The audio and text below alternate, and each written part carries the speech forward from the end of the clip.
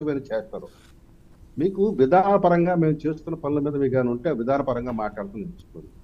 అంతేకాని అసలు మీకు విధానపరంగా అసలు మీరు ఎప్పుడు 5 సంవత్సరాలు పాలించి వచ్చారు కనుక కాబట్టి మీకు విధానం అంటే ఏంటో తెలియదు.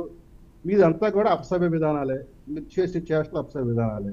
కాబట్టి మీరు వాటిని తప్ప ఇంకో దేన్ని ప్రస్తావించరు. కాబట్టి మీరు ప్రస్తావించే వాటిని పట్టించుకోవాలి. నేను స్వయంగా నా ఫేస్బుక్ ద్వారా ఆ ఇన్సిడెంట్ మీద నేను చాలా క్లారిటీ ఇచ్చాను.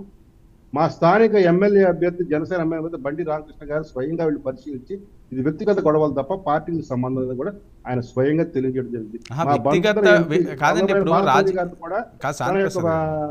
ట్విట్టర్ లో పెట్టడం కూడా జరిగింది. శాంతి ప్రసాద్ గారు వ్యక్తిగత గొడవలైనా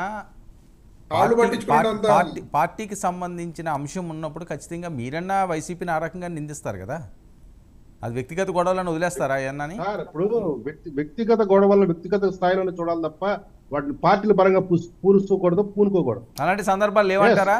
వాళ్ళిద్దరు కేసులు పెట్టుకున్నారు. ఆ రెండు పార్టీలు ఒకటి కేసులు పెట్టుకున్నారు. పోలీసులు చూసుకుంటారు దాన్ని. చిలకలపూడి పోలీస్ స్టేషన్ కేసులు నమోదైన ఇద్దరు తరఫున వాళ్ళు వ్యక్తిగతంగా వాళ్ళు పోరాడుకుంటారు, వాళ్ళు చేసుకుంటారు, దాని ఫలితాలు వాళ్ళు అనిపిస్తారు. పార్టీల పరంగా అటు తెలుగుదేశం కానీ జనసేన కానీ దానిలో ఇన్వాల్వ్ అవ్వాల్సిన అవసరం లేదు. కాదేది ట్రోల్స్కి అనంతరం అన్నట్టుగా తయారైందండి. ఓకే, ఒక్క నిమిషం. నేను అదే చెప్పాక వాళ్ళ యొక్క స్థాయి ఆ స్థాయిలోనే ఉంది. అప్డేట్ బాగుంటది. ఇంకా ఎందుకు ఏం చెప్పాడండి? క్లారిటీగా అతనే వీడియోస్ అన్ని కూడా మనం చూడడం జరిగింది. శాంతి ప్రసాద్ గారు క్లియర్ గా వ్యక్తిగత గొడవ అంటారు, మాకేం సంబంధం లేదు, పార్టీల గొడవల కింద చూడకూడదు అంటారు. కానీ అదే వ్యక్తి మమ్మల్ని టీడీపీ వాళ్ళు ఇలాగ ఇరగొట్టేశారు,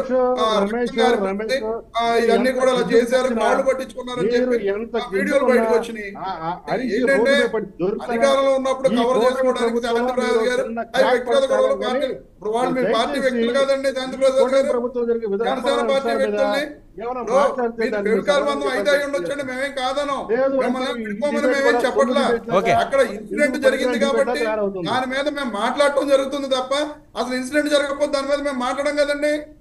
మీరు వాళ్ళు ఎంత విడదీద్దా ఉన్నారు, విడరు. మీరు విడినా విడకపోయినా ప్రజలు ఓడించాలి అనుకుంటే ఓడిస్తారు. దాంట్లో ఏం అనుమానం లేదండి.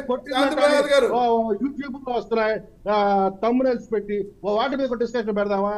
సిగ్గు లేకుండా పరికుమాల ఎవడెవడో ఏదో వచ్చేసి దానికి ఎవరికి సిగ్గు లేదండి. సిగ్గు లేదండి మీ జనసేన పార్టీ వాళ్ళకి లేదా టీడీపీ పార్టీ వాళ్ళకి. మాకెందుకు సిగ్గు ఉండదు?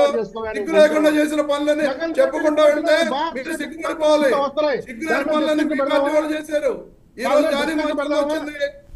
బయటపడితే దొంగలు, బయటపడితే దొంగలు లేకుండా మాట్లాడుతున్నారు. మీరు బయటపడితే దొంగలు. సిగ్గులేని పని చేయలేదా? మరి సిగ్గులేని పని కాదా? ఏదో మాట్లాడి డిబేట్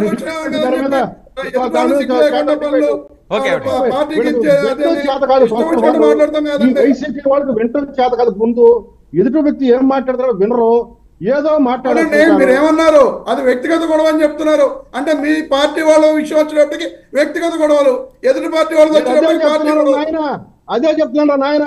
జగన్ రెడ్డిని కొట్టిన భారతీయ రెడ్డిని తమ్మనేస్తూ సోషల్ మీడియాలో వస్తున్నాయి. దాని మీద డిస్కషన్ చెప్పింది రేణు దేశాయ్ గారు పవన్ కళ్యాణ్ గారి గురించి చెప్పింది. రేణు దేశాయ్ గారు పవన్ కళ్యాణ్ గారి గురించి మాట్లాడాలా? మీరు మాట్లాడుతున్నారు భారతీ రెడ్డి గారు జగన్ రెడ్డి గారిని కొట్టారు, తమ్మనేల్స్ వచ్చినాయని చెప్పి. కానీ స్వయంగా రేణు దేశాయ్ గారు చెప్పారు పవన్ కళ్యాణ్ గారి గురించి, మేము చెప్పలా.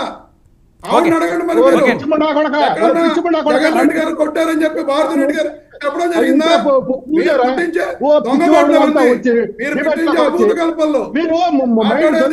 మనం మాట్లాడేదైనా సరే కరెక్ట్ గా మాట్లాడాలి. శాంతి ప్రసాద్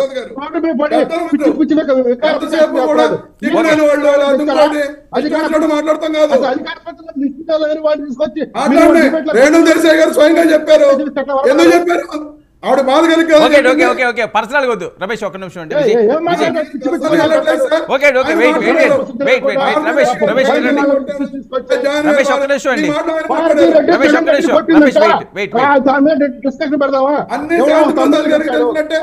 మాట్లాడుతున్నారు ఆయన, మరి ఇంట్లోకి వెళ్ళి చూసారేమో.